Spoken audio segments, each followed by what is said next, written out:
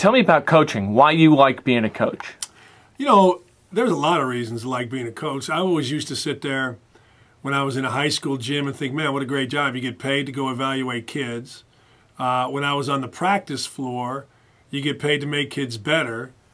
When I was doing things academically, you get paid to help kids achieve their goals. So there really wasn't anything about coaching that I didn't like. Watching an improvement in a kid from the time he arrived at either Indiana or Bowling Green to the time he left in all areas was the most satisfying thing. But make no mistake about it, the number one reason you like coaching is when you win, period. Everything else is great, but winning is the best thing there is. And the thing you hate? Oh, that's losing. And that's easy too. I mean, you know, like I say, you know when you deal with 18 to 22-year-old kids, they're going to mess up.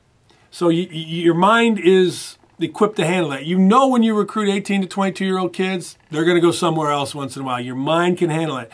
You know there are going to be disappointments. Somebody gets hurt.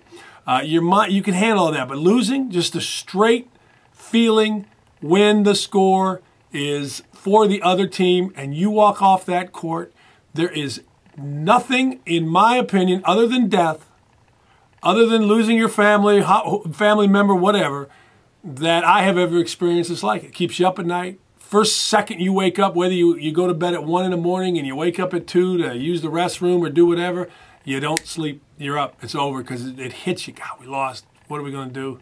At least that's the way that I approached it. What was your best win? We went into Marshall. We had a number of really good wins with football players. You know, we beat Earl Boykins and Derek Dials, 2 first-round picks with walk-ons. But we went into Marshall to win the MAC championship, and we had to win it outright. Senior night, they had a pro kid named Tamar Slade, a really good team. And we got down 11 in the second half and just came over to the bench. And my senior kid, Anthony Stacy, was the player of the year. He kind of took over the huddle, and we won the game and won an outright championship in my 3rd year at Bowling Green. And I got to tell you, of all the things that I was involved with, either as a player, grad assistant, volunteer assistant, part-time assistant, full-time assistant, head coach, that feeling walking off the court after that one was unlike anything I'd ever experienced. Because these kids, when I first came to Bowling Green, hated me, didn't like me, thought I was too hard, too demanding. And the way the whole thing played out in my 3rd year was unbelievable. Were you too hard? Well, I think probably, right now looking back on it my first year, but I had thought Bowling Green had always been a talented group that was soft, and we were going to figure out who wanted to be with the program, who didn't want to be with the program. But 1997 to 2010, a lot different. Probably too demanding at that time.